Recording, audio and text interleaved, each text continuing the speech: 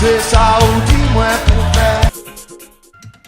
Bonsoir à tous et bienvenue dans notre édition régionale. Voici nos principaux titres.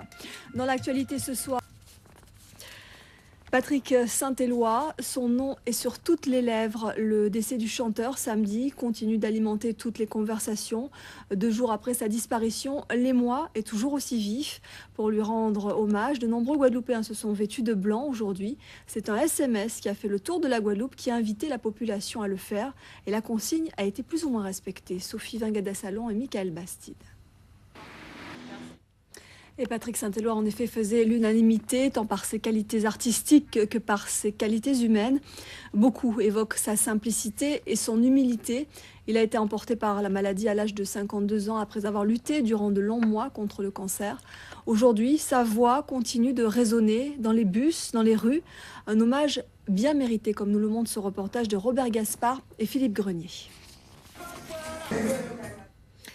West Indies, Rêve en moins, Ballade créole, on a tous fredonné ou dansé sur un titre de Patrick Saint-Éloi un jour. Pendant plus de 25 ans, il a composé pour le plus grand plaisir du public. Aujourd'hui, sans surprise, ses albums se sont vendus comme des petits pains. Les disquaires ont été assaillis de demandes et certains sont même en rupture, comme l'ont constaté Jérôme Bouékas et Jean-Marie Mavounzi.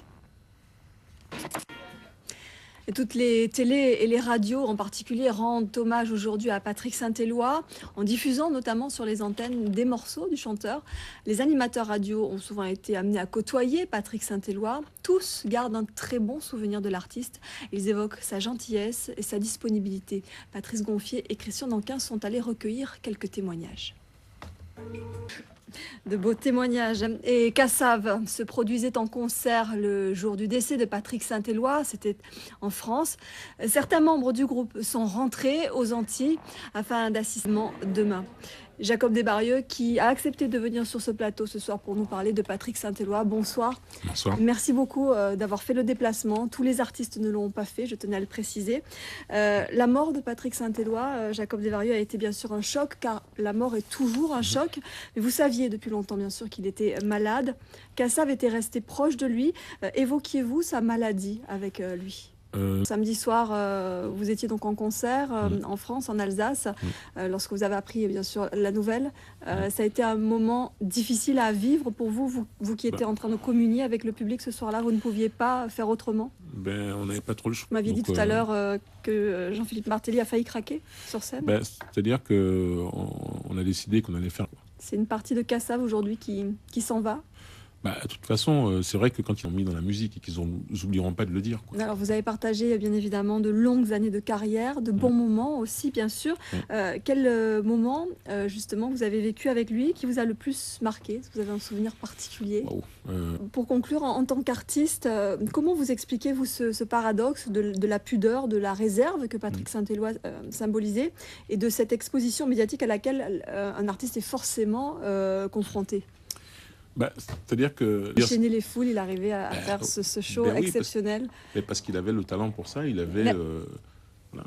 Merci beaucoup en tout cas Jacob Desbarieux d'être venu ce soir témoigner. Vous serez présent bien évidemment aux obsèques. Je vous rappelle que la veillée funéraire se déroulera donc au Moule sur la place de la Liberté demain. Ce sera l'occasion pour tous ceux qui l'apprécient de lui dire au revoir. Une chapelle ardente sera érigée à la rue d'Elgrès à l'entrée de la commune où chacun donc pourra se recueillir devant la dépouille. Sur cette même place se tiendra également une veillée populaire traditionnelle où des prises de parole et des hommages sont prévus. À noter qu'à partir de 17h30, tous les axes d'entrée de la commune seront fermés à la circulation, au rond-point de Damancourt tout d'abord, ainsi qu'à partir de l'autre bord. La cérémonie des funérailles mercredi se déroulera également sur la place des Libertés à partir de 15h30. La messe sera dite par le Père Hameau et l'inhumation prévue au cimetière du Moule. Marie-Luce Panchard, la ministre de l'Outre-mer, sera présente. À noter que ces 2 rendez-vous seront retransmis en direct sur nos antennes. La veillée tout d'abord entre 20h et 22h, ainsi que la messe et l'inhumation mercredi à partir de 15h15 sur Radio et Télé Guadeloupe, François, ainsi que sur notre site internet. Passons maintenant au reste de l'actualité. Justice tout d'abord avec en Martinique le procès très attendu d'Alain Hugues Despointes. Il comparaissait aujourd'hui au tribunal correctionnel de Fort-de-France pour les propos qu'il avait tenus dans un documentaire sur Canal+, Les derniers maîtres de la Martinique. À 84 ans, le béquet martiniquais est poursuivi pour provocation à la haine raciale et à l'apologie de crimes contre l'humanité. Compte rendu avec Stéphanie Octavia. Politique en bref, c'est aujourd'hui que les Saint-Martinois de la partie hollandaise étaient appelés à voter pour se prononcer en faveur d'une évolution statutaire. L'île qui était rattachée aux Pays-Bas en tant qu'île néerlandaise, île des Antilles néerlandaises, devrait devenir donc une collectivité autonome. Et puis justement, la question de l'évolution statutaire, eh bien, il en sera question ce soir dans l'émission spéciale que nous vous proposons et qui sera présentée par Éric Rayapin. La réforme institutionnelle secouée par de nouvelles données ces derniers jours puisque les députés ont voté à l'Assemblée la réforme territoriale. Éric Rayapin, bonsoir. Oui, tout à fait. Et on abordera cette question avec nos invités à partir de 20h10, nos invités politiques, bien sûr. Le rendez-vous est pris. À tout à l'heure, Éric. Merci.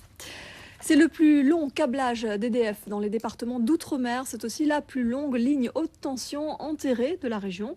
Le chantier touche à sa fin. C'est la 3e ligne haute tension donc enfouie de la Guadeloupe. Cette nouveauté correspond à une augmentation de la capacité de production de la centrale thermique du Moule. Explication Marilyn Plaisir et Rémi de France. Le mécontentement des contractuels de l'éducation nationale. Beaucoup d'entre eux n'ont pas reçu de nouvelles affectations. Ils viennent de former un collectif soutenu par le SPEG, le syndicat des personnels de l'éducation en Guadeloupe. Ils réclament une réaffectation rapide et dénoncent la mise à l'écart des plus anciens d'entre eux par le rectorat. Le reportage de Robert Gaspard et Philippe Grenier. Évidemment, le rectorat a une toute autre lecture de la situation. Nous vous proposons d'écouter le secrétaire général du rectorat de la Guadeloupe, Firmin Pierre-Marie, est interrogé par Philippe Grenier. La drépanocytose devrait être bientôt. Alors ça, c'est un reportage sur la drépanocytose. Nous devrions écouter le représentant du rectorat de la Guadeloupe, Firmin Pierre-Marie, qui est donc interrogé par Philippe Grenier. Ça ne devrait pas tarder.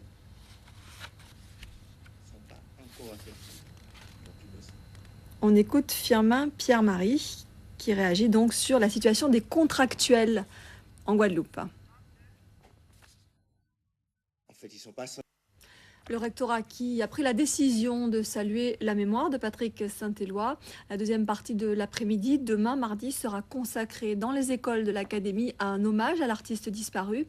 Autour d'une chanson choisie de Patrick Saint-Éloi, les enseignants pourront aborder son œuvre avec les élèves. Et puis toujours concernant l'éducation nationale, les écoles primaires et maternelles Sidomé Salvador de Pointe-à-Pitre seront fermées demain en raison d'une campagne de dératisation qui est menée donc durant 2 jours. Santé, peut-être un espoir de guérir la drépanocytose. Des chercheurs sont parvenus à mettre au point un traitement contre la métathalassémie, une maladie cousine de la drépanocytose. Mais il faudra sans doute au moins 5 années pour mettre au point le traitement. Lucie Pézavant, Jean-Louis Ravalet. La drépanocytose. Voilà, c'est la fin de cette édition. Merci à vous de nous avoir suivis. 20h10, n'oubliez pas l'émission spéciale présentée par Éric Rayapin sur la réforme institutionnelle. À 20h55, hommage à Patrick Saint-Éloi avec la rediffusion de 100% mêlée. Patrice Gonfier recevait Patrick Saint-Éloi en marge de son concert à la Cigale. Et puis à 21h20, votre série Cassel. L'info revient demain à 13h avec Laura Asséné. J'aurai le plaisir de vous retrouver dès 18h40 pour les titres. Très belle soirée à tous. Aïe maman, c'est ça ou dis-moi pour faire. Tout le monde. Aïe papa,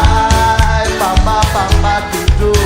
C'est ça ou dis-moi pour faire. Moins qu'à descendre, la rue fatale. Moins qu'à rouler.